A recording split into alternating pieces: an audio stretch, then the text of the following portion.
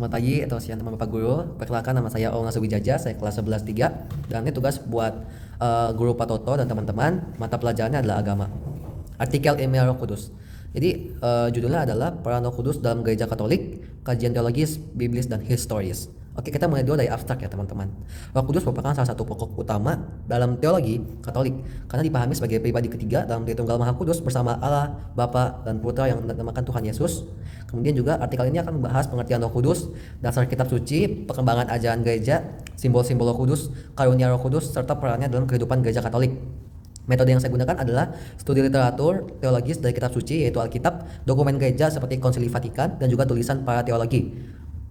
Kemudian juga hasil kajian ini akan menunjukkan bahwa Roh Kudus memiliki peranan sentral sebagai pengudus, pembimbing gereja, sumber rahmat, dan pemberi karunia rohani bagi umat beriman. Umat beriman adalah umat yang percaya pada Tuhan Yesus.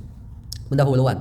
Dalam kehidupan umat Katolik, Roh Kudus memiliki kedudukan yang sangat penting. Namun, banyak orang memahami Roh Kudus hanya sebagai kekuatan gaib atau energi spiritual. Padahal, menurut ajaran gereja Katolik, Roh Kudus adalah pribadi ilahi yang hidup dan bekerja dalam sejarah keselamatan manusia.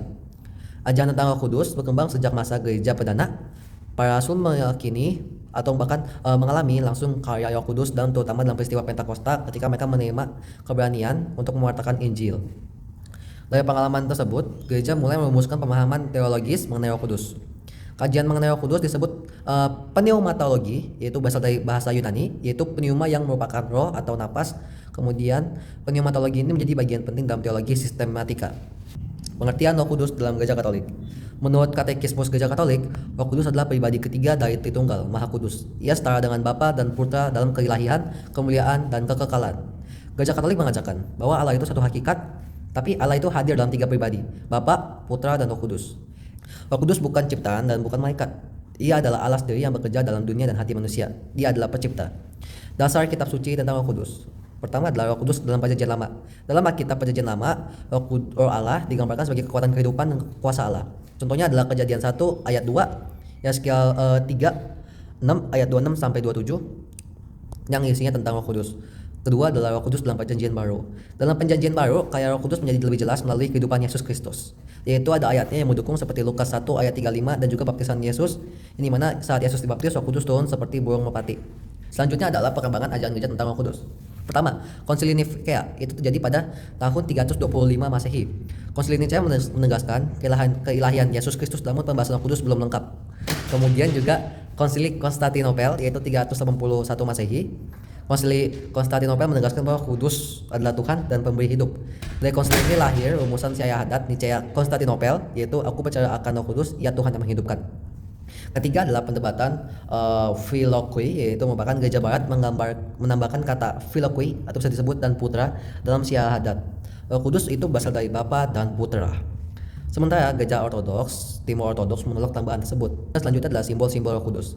Dalam tradisi Katolik, Roh Kudus dilambangkan dengan beberapa simbol seperti burung merpati, api, angin, air, minyak, dan itu ada 5. Kemudian juga dari karunia Roh Kudus, yaitu adalah kebijaksanaan, pengertian, nasihat, kepekasaan, pengenalan, kesalehan, dan takut akan Tuhan. Selanjutnya adalah buah Roh Kudus. Ini diambil dari Galatia 5 ayat 22 sampai 23. Itu disebutkan bahwa kasih, sukarela, damai sejahtera, kesabaran, kemurahan, kebaikan, kesetiaan, dan kelemah lembutan, dan penguasaan diri. Jadi buah Roh Kudus ini ada 9 ya. Buah Roh Kudus ini berbeda dengan karunia. Karunia itu kayak adalah kemampuan yang diberikan Allah, sedangkan buah Roh Kudus, buah Roh ini adalah hasil nyata dari hidup yang dipimpin oleh Roh Kudus. Selanjutnya adalah peran Roh Kudus dalam gereja ya, Katolik. Pertama adalah membimbing gereja. Gereja percaya Roh Kudus menjaga ajaran iman agar tidak menyimpang. Kedua adalah menghidupkan sakramen, di mana Roh Kudus bekerja dalam baptisan, ekaristi, karisma, dan sakramen lainnya. Ketiga adalah menguduskan umat, di mana Roh Kudus membantu manusia melawan dosa dan bertumbuh dalam kekudusan. Roh Kudus dalam kehidupan umat modern. Dalam kehidupan modern, Roh Kudus dipahami sebagai pembimbing moral dan spiritual. Banyak umat Katolik percaya bahwa Roh Kudus membantu mereka dalam mengambil keputusan moral, memahami kitab suci, dan menghadapi penderitaan. Kesimpulan, Roh Kudus dalam gereja Katolik adalah pribadi ilahi yang memiliki peranan penting dalam sejarah keselamatan dan kehidupan gereja. Dasar ajaran Roh Kudus berasal dari kitab suci, tradisi gereja, dan keputusan konsili-konsili awal yang tadi. Roh Kudus berfungsi sebagai pengudus, pembimbing, pemberi hidup, dan sumber karunia rohani. Kehadirannya diyakini terus bekerja dalam gereja hingga sekarang melalui sakramen, ajaran gereja, dan kehidupan umat beriman. Dan sekian dari saya, terima kasih.